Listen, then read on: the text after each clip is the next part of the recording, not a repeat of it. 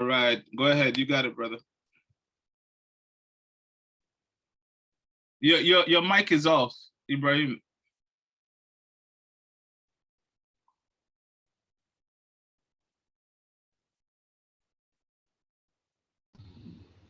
Let me try reshare.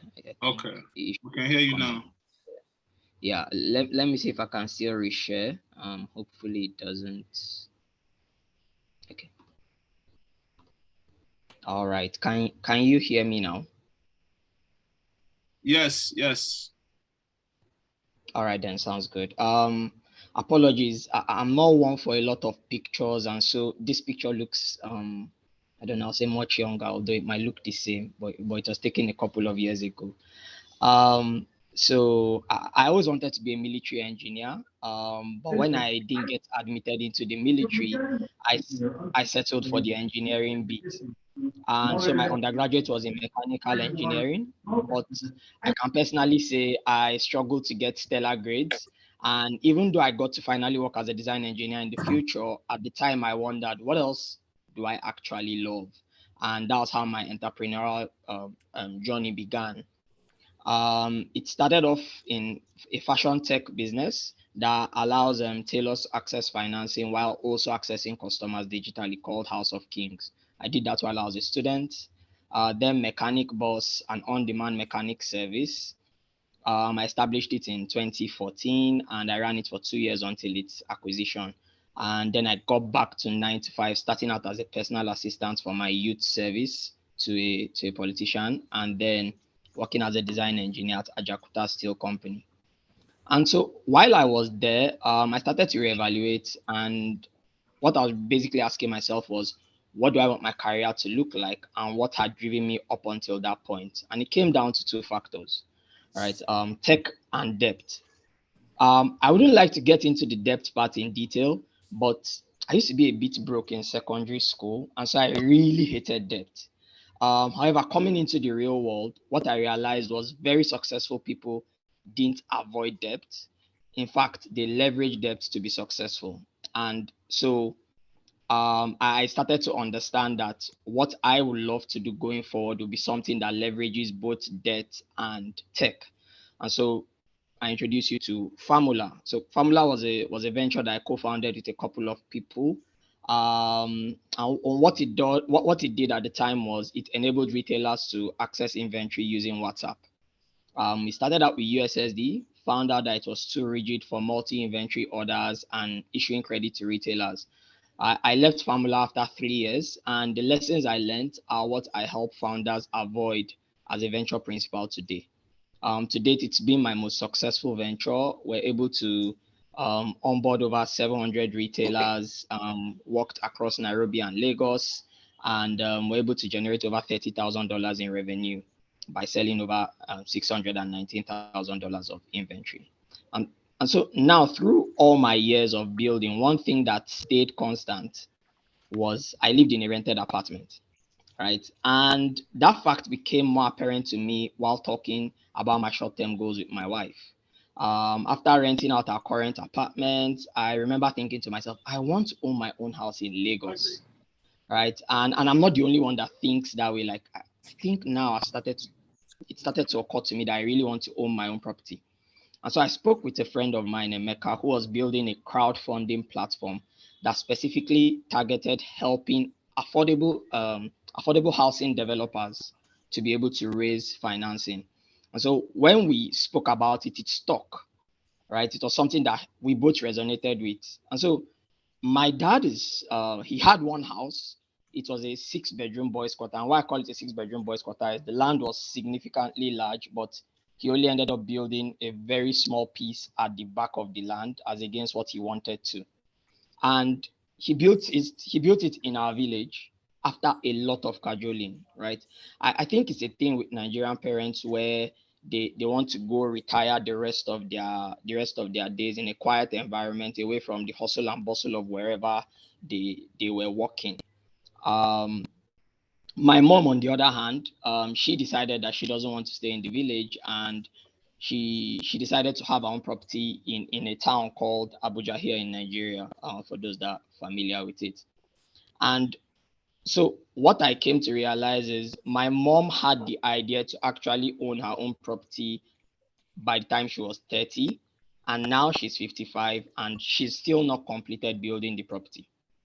It's basically the same thing that I realized happened with Emeka's dad. He built out their own property over 11 years, through which they were living inside the house while they were building.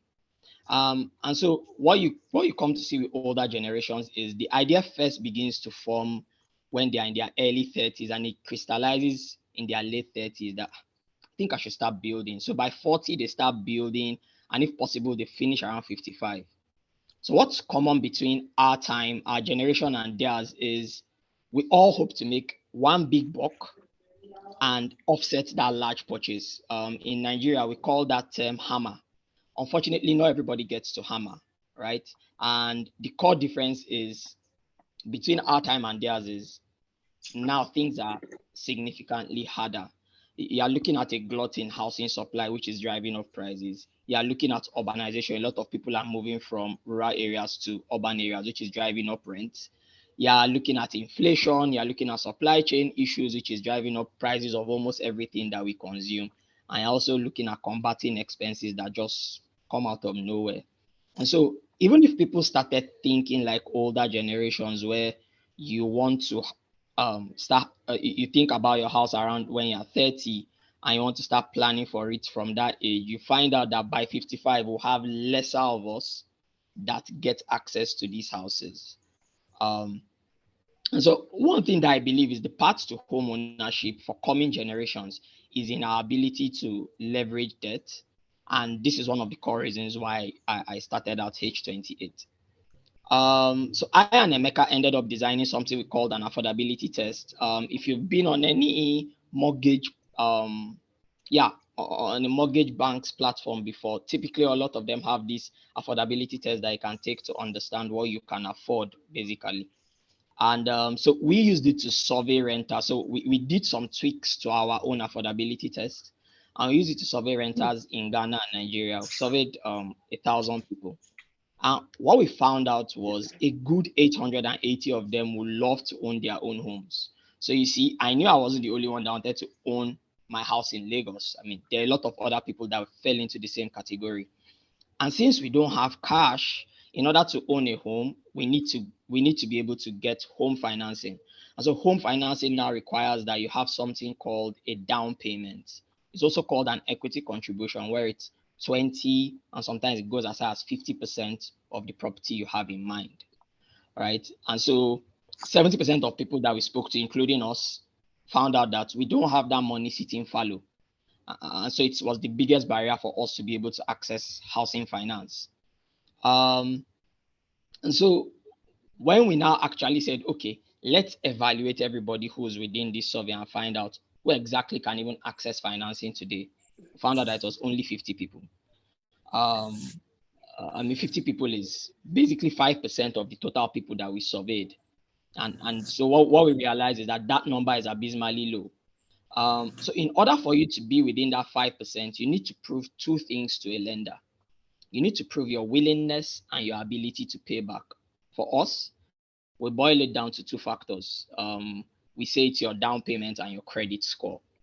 Now, a down payment is, as I said, 20% of the house you have in mind. So it's basically a how do I put it? It's a pot of money, right? Let's say for a 10 million naira house, for example, 20% is 2 million naira. And so you can basically save this money anywhere. But the most dedicated way for you to save it is through a mortgage bank. However, for you to be able to do that today, it's a multi-step process, and most of these banks operate through offline resources. So you don't typically have resources that you can use to access their services online. Now, on the other hand, you are looking at if you want to build your credit score, and then that's a whole different conversation because it's a maxed process. So if it was for me, I can take a short-term loan, cross my fingers, and hope that once I pay back, my credit score gets better. Not as if I can't check out my score, because I can actually check through the existing credit bureaus. But the problem is I don't know what makes my score go up. All right. I don't know what bumps up my score. And so we built H28 to be different, to enable people to save towards a down payment while also improving their credit scores. Um, and so the way we're looking at it is we're saying that how best can we incentivize somebody to make those savings, since the savings sort of kills two birds with one stone. And so the first thing that we're looking at is we can give you an above market rate on your savings based on how long you keep them locked. Annual returns that we currently say is 12% for our beta users of your total savings in a year. The second main reason that, for example, I will break my saving is I'll break my savings because of emergencies. And while we understand that anybody might want to break their savings too, we also incentivize you by providing you with a credit card backed by a portion of your savings. It's a bit technical, but we cap it at 20% of whatever you've saved. Again, you can break the whole savings, but then if you didn't want to and you needed access to emergency funds, you have your credit card. And so what we do for this credit card is we say, if you're ever to use it, we don't want you to sort of picture it as a loan. It's more of how much value can you get from actually spending this credit card. So one of the things that we do is we enable you to get up to 3% cash back based on if you spend it at select vendors, trying to increase the number of vendors that we partnered with. And we also allow you to rack up points, which can be converted to discounts when you're ready to buy your house. Lastly, all your repayments are also reported to credit bureaus to help you improve your credit score. Now, the final thing is you were saving in order to get your down payment, improve your credit score, but really at the end of the day, it's because of the house. And so the last thing that we look at is to say, how else can we incentivize you to do these savings? And then the last thing is we provide you two forms of support. The first one is a down payment assistance, which is if you hit up to 85% of your total down payment that you want to save, we provide the balance. And secondly, we work with developers to give you up to a 5% discount for the house you decide to move into and ensure that the financing that you secure is tailored to your current income.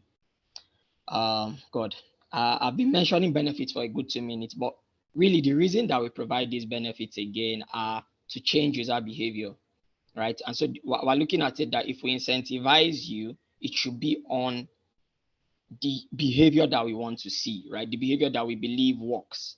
So if you take a look at people like PayPal, for instance, they've done something like this in the past where they incentivized users through referral, same thing that Uber did.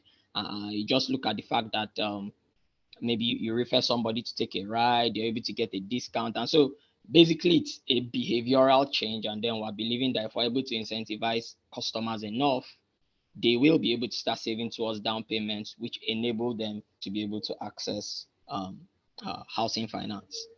So the way it works is we call it save, spend, build, secure. So you're saving, and each time you spend, you're able to build up your credit score. And then when you are able to hit your target down payment and also a good credit score, then we're able to ensure that you secure the kind of financing that best fits your current income. So if we take a look at a case scenario, so maybe let's look at Martha. So Martha wants to own her own home. She currently earns 250,000 naira a month. For context, that's just shy of $400. If you are doing a dollar to 600 naira exchange rate, I think it's higher than that now. It's at 675 or so. And so Martha wants to own a 20 million naira home somewhere above $15,000. And so her down payment will be 20%, which is 4 million naira or $3,000 plus. So the rule of thumb is for Martha to be able to get a mortgage today or to get financing today, she shouldn't be spending more than 33% of her income. Reason is it's been found out that a lot of people who do tend to default on the financing that they get access to. And so we're also not trying to max out that cap. And so let's say Martha is able to say, okay, I want to save up to 75,000 naira of what I'm earning towards my down payment. And so if you are looking at that particular statistic, is that Martha will need to save for 4.5 years, right? So based on what's happening today, if Martha wants to be able to access financing, she needs to save for 4.5 years. But what we try to do with H28 is we reduce that timeline by 8 months, right? And we also see how we can make it possible at a discount, as we've said, based on the fact that we have partnerships with the real estate developers who she will likely make her purchase from. So this fact demonstrates the current goal that we have for customers like Martha to build a process that makes it easy for middle income earners to access a housing finance in 4 years or less. Now, the last bit I'll get to talk about is the actual housing finance itself. So a lot of what I've been talking about is how we prepare. And then a bit of what I touched on about Martha is the actual housing finance. But as at now, we're not solving that problem yet. What we're focused on is still enabling middle income earners to prepare for, so that once they are ready, they can access housing finance. One thing that if you are familiar with the mortgage market, it's a very high interest rate market. It's, I think, above 20%. I think the last I checked was 26% annual, 26% in total, right? And what you come to find out is there's no popular financing that's much better than what the mortgage banks do offer. We would love to build one so that we can have an end-to-end solution, but baby steps. So, however, when you look at microfinance and real estate and developers alike, they offer shorter term financing plans. So for context, people who live in Nigeria, especially Lagos and Abuja, might have seen billboards like this where they say, okay, pay down a deposit of 1.5 million, move in and spread the remaining payments over a certain period of time. This is an example of a financing offer. But one thing is that microfinance banks are not structured for loans that are longer than 12 months. And also the real estate developers, if they had the opportunity, they don't want to tie up their capital for more than a day. Unfortunate thing is they are trying to drive up sales, and so they are offering this housing finance. Again, the market needs tenured financing that has better terms without negating the cost of capital. For now, through H28, you'll be able to access multiple financing options. And so the logic is the shorter term loans require higher monthly paybacks, but lower interest rates. And then at the end of the day, when you look at your spend, it's lower. While the reverse is the case for a longer term loan. So if you are taking a 10-year housing loan, for instance, what you'll come to find out is the interest rate is lower. And so by the time you calculate everything together, you pay less than what you would have paid if you're taking a 30-year loan, right? The monthly payments will be smaller, but then the interest rate will be higher. And so what we're looking at is to say we want to make it possible for people to access more than just what a mortgage bank offers. So we're looking at NHF loans. We're looking at even foreign partners that are willing to provide different sort of loans to customers who will be on the platform. So if we go back to Martha's case now, at current market rate, let's say Martha took a 15-year financing option for the balance of 16 million. She'll end up paying around 1.4 million per year with a 20% interest rate. So for people in high cost areas, that figure is a bit lower than their annual rent. So if you're looking at places like Lagos, Abuja, although it depends on the kind of apartment, if you're looking at maybe a 2-3 bedroom house in a decent area, it's less than what you'll pay for your annual rent. However, now she's owning equity in her own home, right? But it gets better with H28. What we try to say is, okay, let's make sure, number one, that Martha is paying less than 32% of her salary, and then also see how we can, as we said, accelerate her down payments by providing our own form of support and get discounting from the real estate developer that she's trying to get the house from. And so what we come to see through an analysis is customers like Martha will get to pay as much as 4 million naira less. So by designing the tools that enable the next generation of homeowners prepare for accessing housing finance, we're effectively expanding the pool of people that qualify from that 5% that I mentioned earlier to as high as possible, right?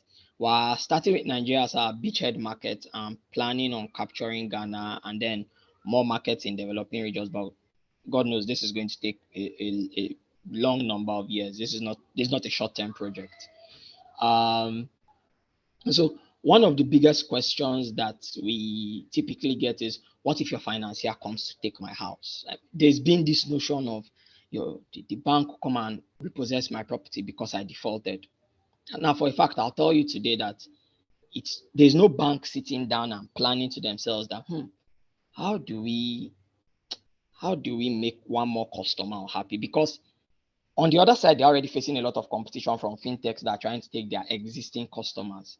And so they are trying to innovate as fast as possible. And then when it comes to such kind of sensitive transactions, they are not looking to say, how exactly can we make it worse for our customer base, right? So one of the things that a bank can likely say if a customer defaults is, can we do A, can we do B? So they look at multiple options to get the customer back on track to continue the repayments. Another thing is they can also say, let's refinance your loan. And a loan refinancing is, you took 10 naira and then they are saying, okay, let's give you 15 where we take the 10 and then you are paying us back with an extra, right? So that's sort of the basic logic, but then it's a bit more complicated than that. Another question that we typically get is, if I get to the end of my savings and I don't want to buy a house again, what happens? It's a customer savings, right? And so one of the good things about this is it's not a problem that we're looking at from the outside. We're looking at it as a problem that we ourselves face, and then we're thinking of what's the best way we can solve it in a way that we would have been interested to patronize that solution, right? So one of the things is we understand, number one, there's a lot of trust to be built in the system before you can start talking of longer. In fact, maybe just simply creating a tenured plan. There's a 3-month plan, there's a 12-month plan, there's even an open plan where you can break your savings at will. But again, the benefit of keeping it longer is you get access to interest rates that are above market interest. Another thing again is we understand that people might just want to break their savings for a larger financial commitment that is not a home. And to be honest, it's something that it's your money at the end of the day, right? Or let's say your plan is to even leave the shores of the country where you are saving. So let's look at Nigeria, for instance. You're planning to leave Nigeria and you're thinking of, oh, I've spent so much time building up my savings. I've spent so much time improving my credit score. One of the things that's, okay, as I've said, now you can take your savings, that's one. But another thing that we're also trying to do, which is in the works, is there are firms that I've seen outside the country that help individuals to build on their existing credit scores. Because it's quite a significant move for you to go start building up your credit score in an environment where your credit score actually does matter. So again, that's not something that's going to come to life now, but then it's another thing that we're trying to build up for our customers who will likely say, oh, I want to leave the shores, and then how exactly does this solution even benefit me?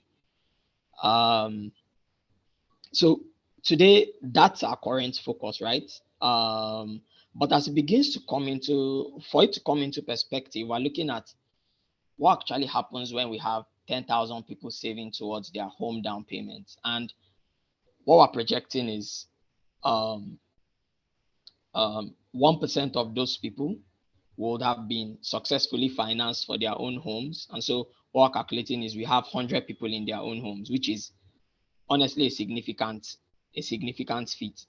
And so as we get more people saving, the goal is, even if our conversion rates stay the same, because they are incentivized to save, it fuels the end of the pie, it fuels the end of our funnel, which is actually ensuring that those customers get access to financing that is tailored to their income.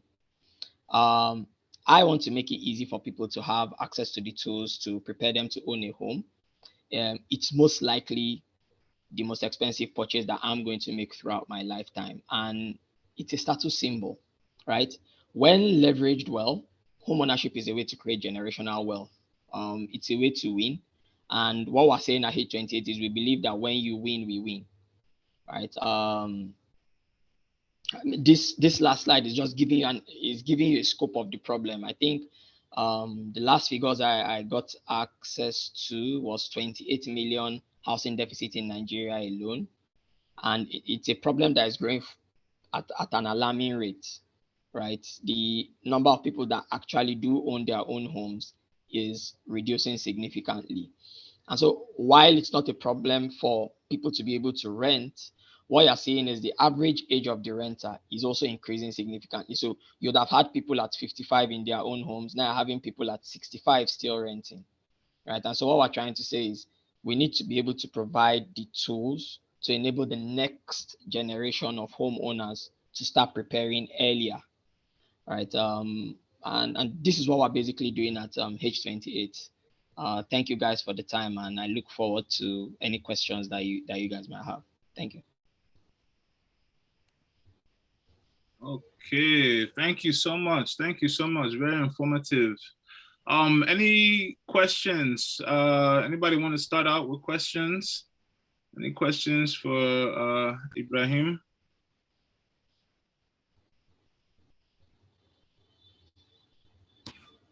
Anyone?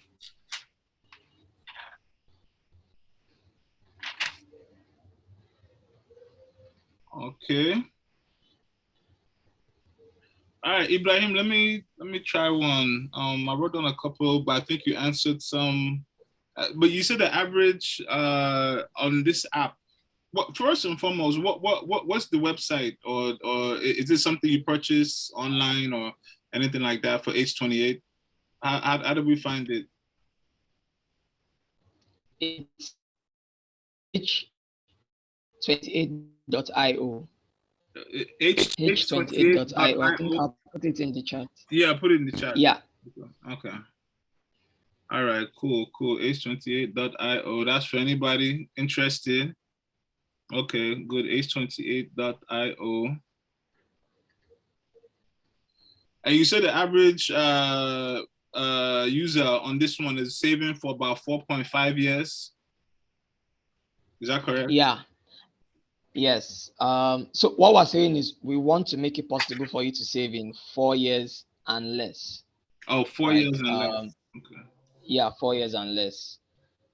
Yeah, so H28 is actually live, but what we're doing as of now is beta testing. Okay. So we have a couple of users. Yeah, I have a couple of users that we're working with, but then we're just beta testing to ensure the solution is foolproof. Okay. And then is it okay? We have a question here. Hold on, let's see. Digital lines are coming soon. We better. Oh, when will beta testing be complete? End of this year. End of this year. Okay. End of this year, and so we go fully so by live. 2023, everything is done finished, right? Yeah. Okay. Yeah. And can you explain to us once again? Maybe I missed it. Why not just go to a bank rather than come to H28? Yeah, and so basically the reason that we're saying come to H28 to start these savings is we're trying to incentivize you based on the fact that we understand you want to own a home. All right. And so the first thing is it's a significant savings, right? I mean, as you've even said, if it's something that's going to take you as long as 4 years or even 3 years, even a year, right? It's a significant commitment for you. And so what we're saying is, how best can we incentivize you to do these savings on our platform? And so the incentives that we're looking at again is, number one, looking at saying, if you keep your savings for 1 year, you'll get access to above market interest rate. So as at now, what we're saying is 12%. It's another thing that we're trying to make sure that we can give customers access to. So that's number one. But then the second thing is we understand that people typically break their savings. And so you break your savings because you have an emergency. You break your savings because an eventuality comes up. And so what we're saying is you also have a credit card that we issue you. And so what this credit card does is if you had this eventuality, you can basically use your credit card to take care of it as against breaking your savings.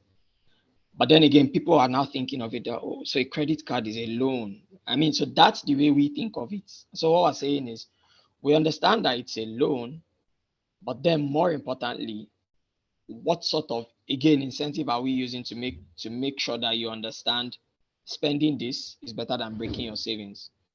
So apart from the fact that you lose that 12 months interest rate, we're saying that if you use the card, number one, you get access to cashback. And so cashback is basically you get money back in your wallet. That's number one.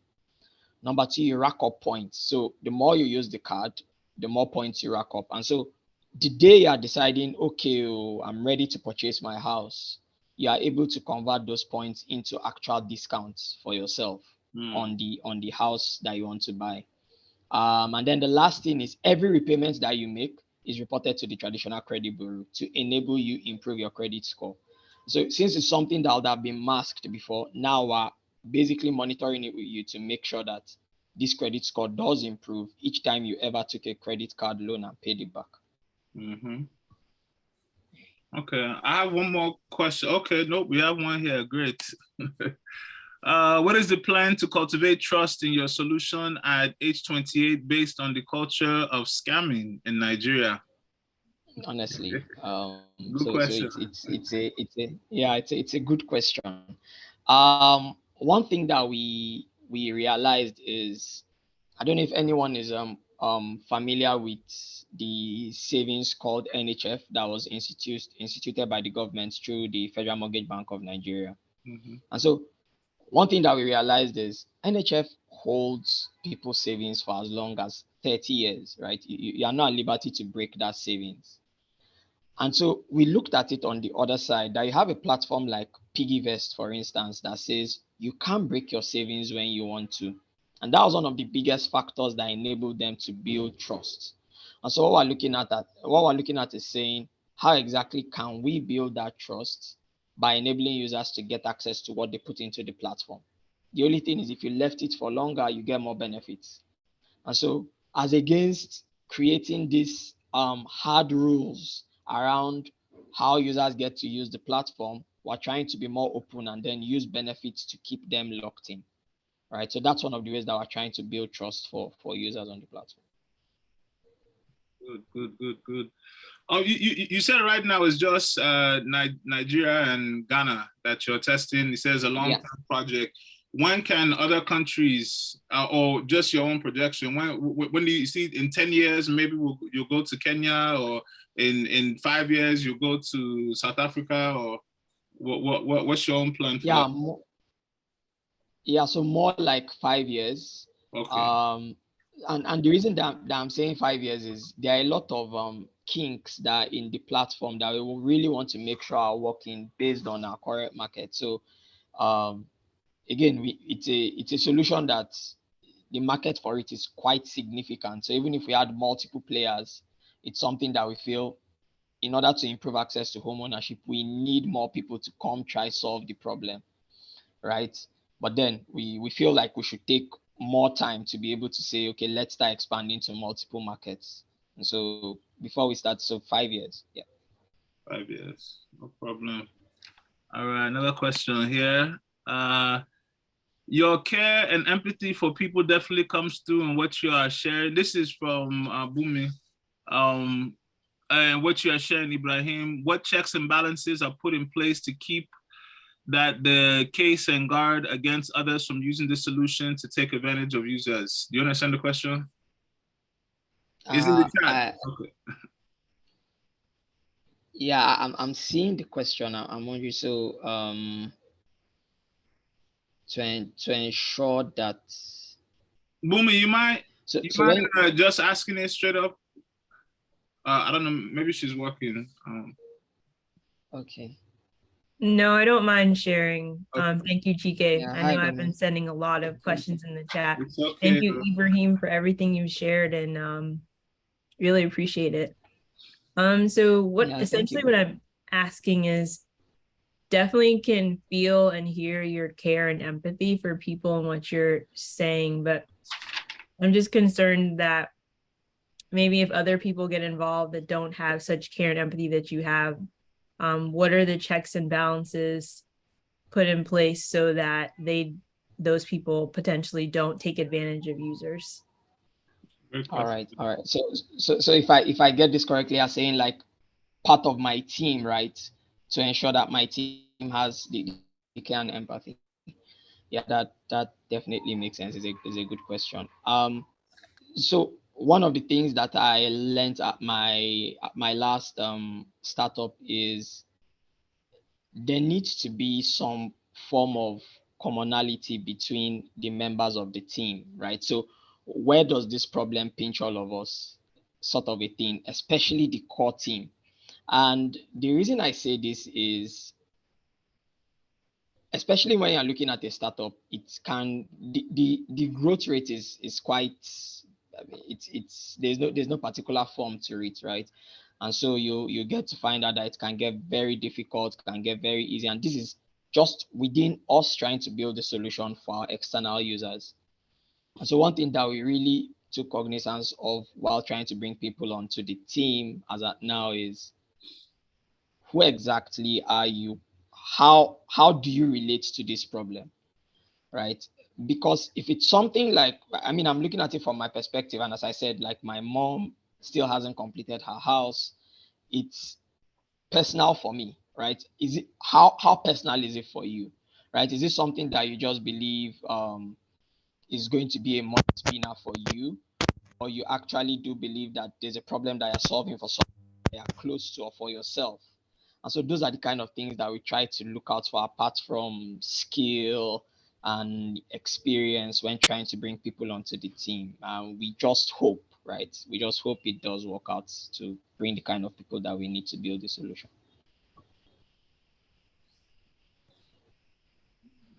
Yeah, thank you.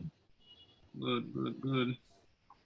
Anybody else questions for Ibrahim?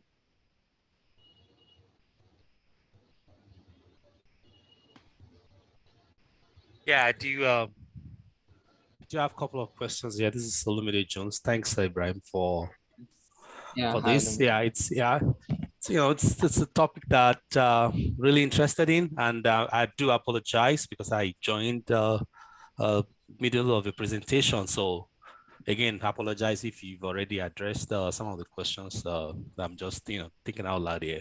So essentially, you're saying people save with you for up to 4 to 5 years in exchange for better mortgage rate than the market. Is that what the business plan is? No. Okay. So yeah, so that's not what it is. So I mean, this is going to be down to number one, how much does a user earn, and number two, what house do they actually have in mind to purchase? So that determines the cost. And so when getting access to the housing finance that a user will need, we are typically asked for the equity contribution. So the equity contribution is, I mean, I've seen mortgage banks say 50% because you're a self-entrepreneur, you're a solo entrepreneur, you're not working with a regular income business. And I've also seen them say as low as 20%. And so what we're saying here is, based on the property that you have in mind, we design a savings plan for you around 20% of the value of that property. And so even in our onboarding process, you take an affordability test to enable you understand, okay, if I had this house in mind, can I actually afford it? And if I can, this is the amount of money I need to start saving towards. And so we now create that savings plan for you. And so what that means is, you might see people where their savings plans might go as long as 8 years, right? But what we're trying to say at H28 is, want to make it possible for everybody to make that savings target in 4 years or less, right? Again, it's going to be on a case-by-case basis, but that's basically the goal that we have. And so at the end of the day, as you begin to move towards that target, what we're saying is, why wouldn't you do it elsewhere? And so we're incentivizing you to do it with us. So that's basically what the business is about.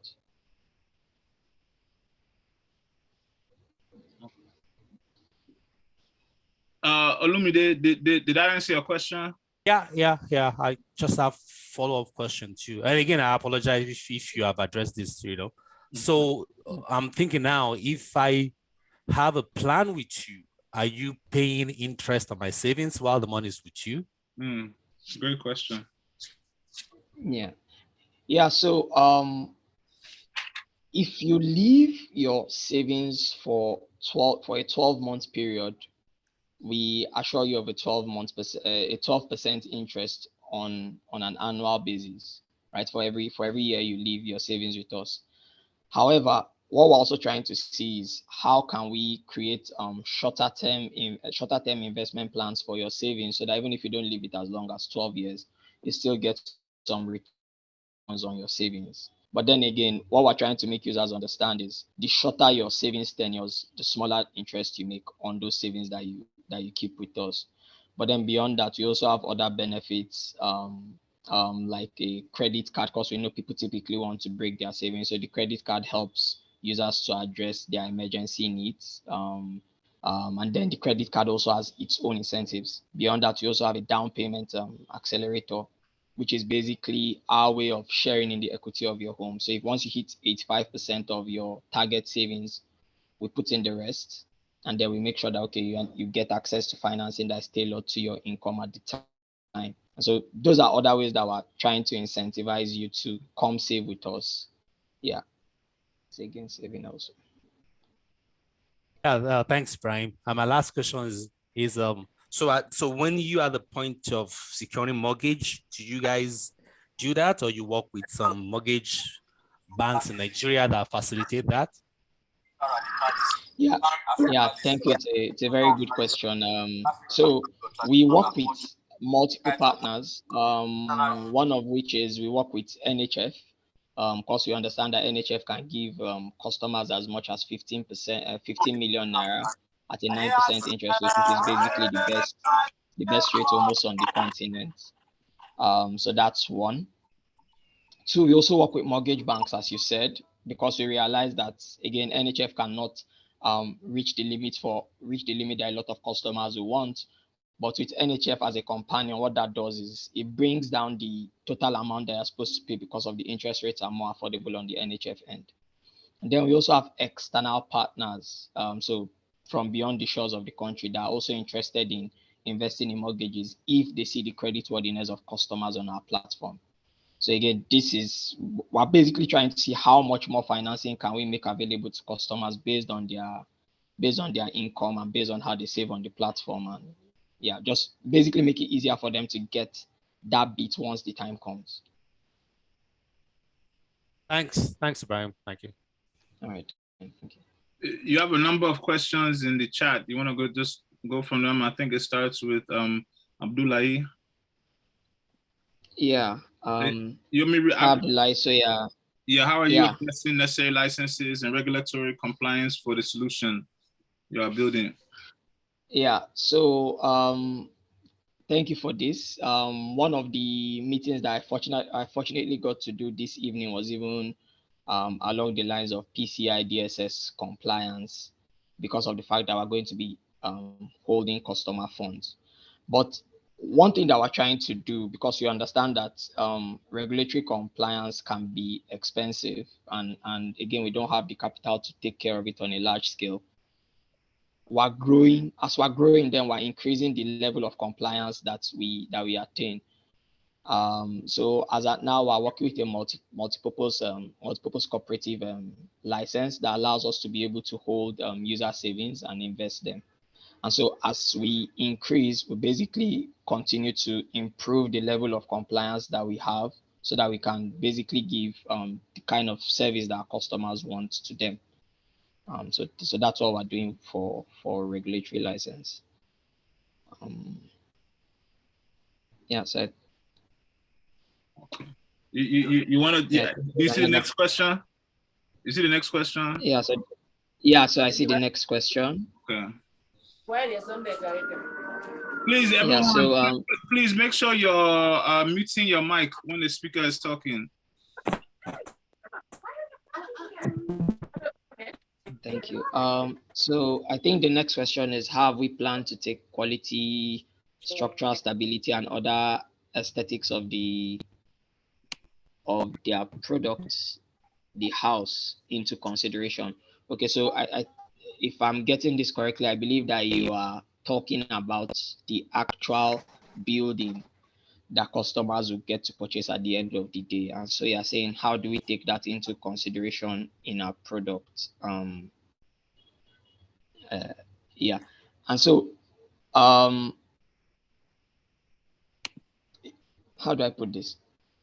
So the way we're building our solution again is in layers. And so the first thing is we're saying, people can't even get access to housing finance if they wanted to, simply because they can't qualify. So let's help them prepare towards qualification. So then when they qualify, we're now looking at, okay, how can we help you get financing? Then when you've gotten financing, then again, the property now comes into question, right? For you to even secure the financing, your property papers need to be in check before you can actually get access to the financing. And so as at now, we aren't putting into consideration the aesthetics of the property into consideration within our product. However, we're making sure that the real estate developers that we are partnering with in order to get discounts for customers are people that basically have very, very solid track records. So that's one of the ways that we're putting that in check. But again, it's not a part of the solution that we're currently addressing, but then it's something that we believe we might likely address in the future. Current focus is just to make sure that customers are well prepared to access financing in the future. I hope that answers that question. I think the next question is, does H28 now in the future have the regulatory framework to allow for people from other African countries to use a savings plan to purchase properties in the countries where we are operating? So as at now, we don't. One of the biggest questions that we've also gotten from customers in the diaspora is, how does this solution work for me if I wanted to buy a house in Nigeria, for instance? And so as at now, we don't have the capacity to provide that solution, but it's definitely something that is in our pipeline, because we've seen people say, if they were able to finance a mortgage here, they can basically have somebody rent out the property, and then the person's repayments are paying off the mortgage payments, as against them trying to see how they can balance that whole equation. So it's definitely something in our pipeline, so that we can provide that kind of service for, especially as you said, customers in other countries to buy in the country where we're operating. I think the next question is H28 run as a non-profit? If not, how has H28 been monetized? It's not a non-profit. And the way we are monetizing is two things. When investing customers' savings, we actually do get access to a larger pool, and then we take a fraction of that while we give customers still above market rates returns. That's the first one. And the second way that we make money is upon successful financing. So it's like a finder's fee, basically. We take a 3% commission from the financier. So those are the two ways that we make money, or that we plan to make money as of now. Yeah, I think so the next question is, exact comparative advantage does H28 have over other schemes as this? Be specific, thank you. Okay, so there are multiple ways that you can. So let's say the solution that we're trying to provide as a nice fragmented. It's in two buckets. The first is you need to save towards your down payment, and the second is you need to be able to improve your credit score. And so you can do both as separate. How do I put it? Should I say separate equations? No, but you can take on those tasks separately. And so if you are to save towards your down payment, you can do it through your apps that you have. You can do it through your bank. You can even do it personally. You can like basically take cash and then save it in like a colo or something like that. But then what we're now saying is the incentives that we provide you to save on our platform are because we understand you want to purchase a house. And so we're able to maximize that value for you by looking at saying that, okay, this is a large purchase you're trying to make. And so how exactly can we incentivize you enough to want to do that savings with us? And so because we understand that in particular, we're not trying to say, oh, can you save towards a car, or can you save towards a different kind of purchase? Because we know that it's a house that you're trying to save towards. We're able to maximize the value that we can provide to you if you save on our platform. So that's how we do it on the savings side. On the credit scoring side, again, in order for you to build your credit score, typically, you are supposed to show that you are credit worthy. And so what that means is you take a loan and you pay it back. You take a loan, you pay it back. And so I think if you were to go to CRC's website today, you register, you'll be able to check your credit score today, right? But then the thing is, what do you know bumps up that score, right? So that's really where the black box equation comes into play. You don't know what you do to bump the score up. And so what we're doing is, since we've provided you with a credit card, I mean, there are other things that we plan to do in the pipeline, but the one that is currently live is the credit card that will provide to you. Each time you make use of that credit card, we report all your repayments to credit bureaus. And so what that basically does is we monitor it to make sure that it does improve your credit score. So now we're bringing those two buckets of you saving with us, improving your credit score, into one place where you can basically get that value. The next is, do we consider inflation in the savings plan? Interesting question. So yes, we know that inflation does erode savings. We've thought about this, to be honest, but the way that we thought about navigating it is currently, I mean, it's not even something that we can do. And so the idea was to dollarize the savings. We know that if we immediately dollarize savings, we're able to basically hedge against inflation and then invest the dollars to get above market rates. But again, that's not something that is possible. So we're working with what do you call them? It's not hedge funds, but then we're basically working with investment funds that ensure that we're able to invest those and get it back at above market rate, so that at the end of the day, we are able to at least come close to inflation. Because as of now, to be honest, inflation is quite high. There are very few investments that can give you even up to inflation. I think inflation is 18 or 16, if I'm not wrong. So 18, 16 is quite a high figure for us to match. So we're trying to see, okay, how close can we even get if we're just giving you at least above market rates for now? I think the next question is, how do you cater to inflation and overinflated properties, especially in Lagos? If the property you want to purchase is 65 million in 4 years, due to a very unregulated economy, that property will be over 400% its initial value.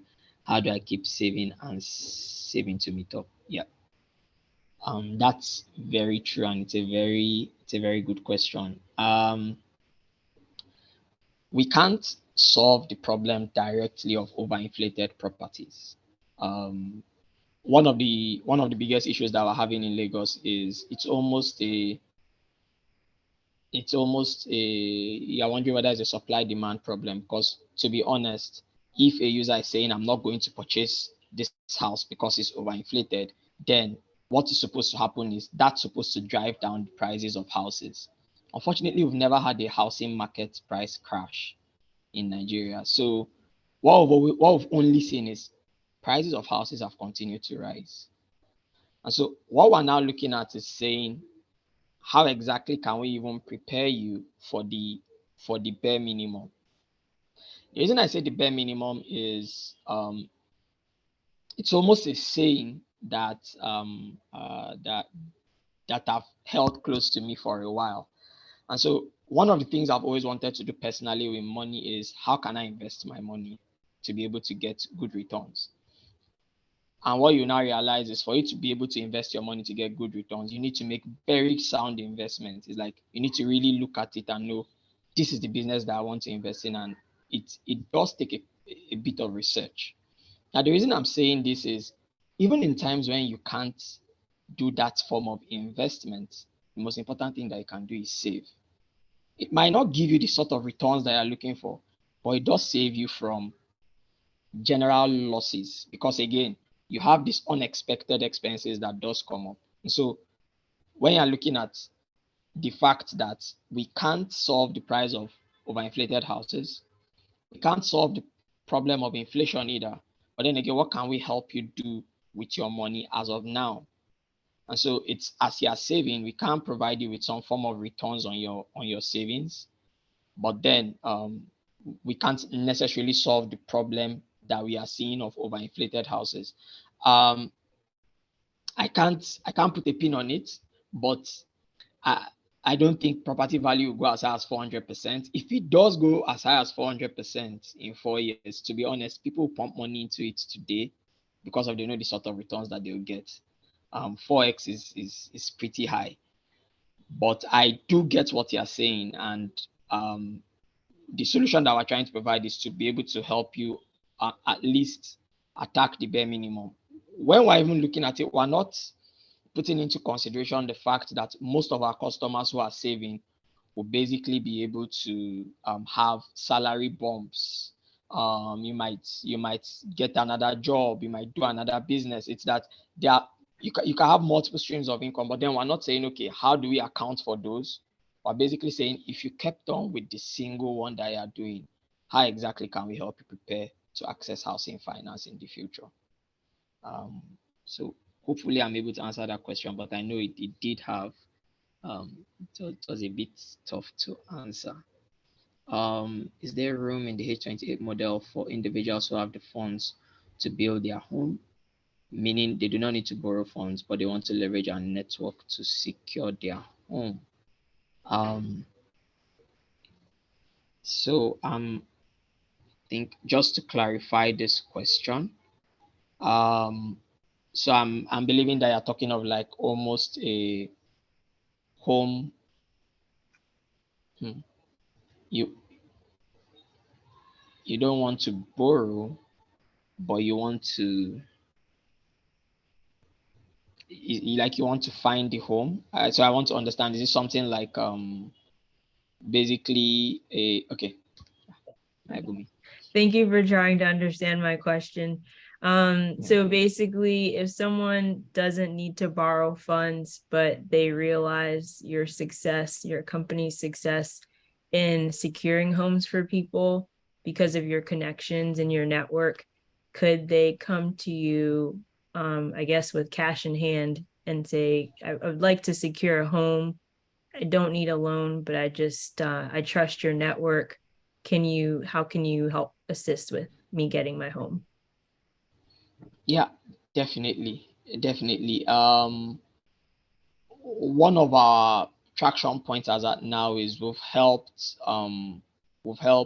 2 buyers to secure homes based on the networks that we have with existing developers. And so yes, we can do that because if possible, when it comes to looking at the financing bit of purchasing real estate, there's the upfront cash option, and then there's the financing option. And so likely in the future, what H28 would like to look like is to be the single option that provides both based on the networks and the moats that would have built over time. So yes. Thank you, Chimizi. 19.64 current inflation rate. So yeah, that's pretty high. You've been doing a lot of talking, but you've been able to answer everything. So we thank you. Any other questions right now? Any other questions? Real quick, Ibrahim, what does H28 mean? Why did you choose that name? To be honest, it's a very funny story, and we don't know if it will stick. You're thinking of changing the name? Maybe later in the future. One thing is I always feel like that naming bit it does take a lot of time, right? Especially when I'm looking for a very good quality name. Mm-hmm. But the way it came about was we believe that the first time you think about a home, it's a house. Right? It becomes a home when it sort of becomes personalized. Mm-hmm. And so the idea that we had in mind was you think of it as a house and then it becomes a home. So house to home. But instead of making it H to H, we just felt we could put in a bit of swag by changing it, since we know that H is the 8th letter of the alphabet, and so we made it H28. So H28 is just what we adopted for now. Okay. Very interesting. Yeah. Nice. I see a lot of people are thanking you. It's a very good presentation. I'm gonna assume that means there's no more questions. Any more questions?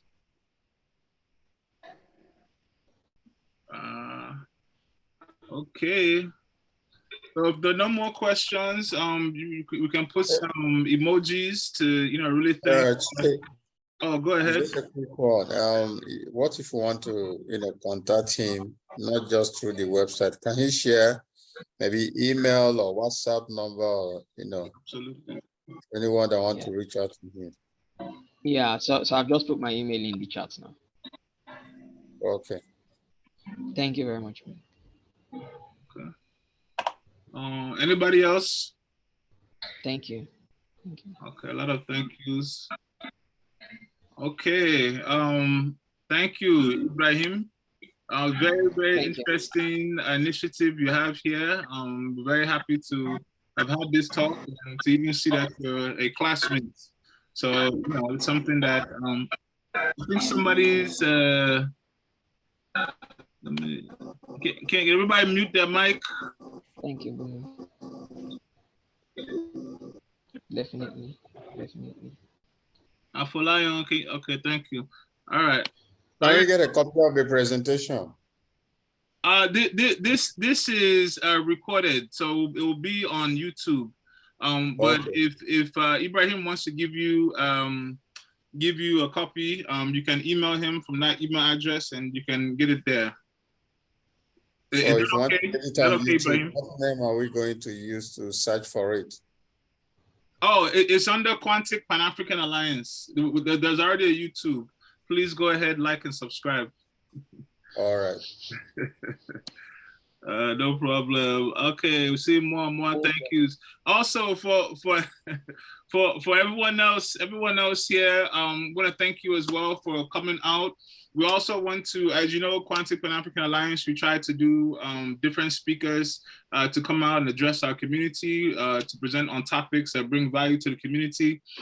So far, we've had, I'm a man myself, no disrespect. We've had 3 men so far. I just want to reiterate, we're also looking for more women speakers. We do have 1 or 2 lined up, but we're just trying to keep it balanced, right? That's why it's, in part Pan-African. We want to keep things balanced and say that more people are within the mix.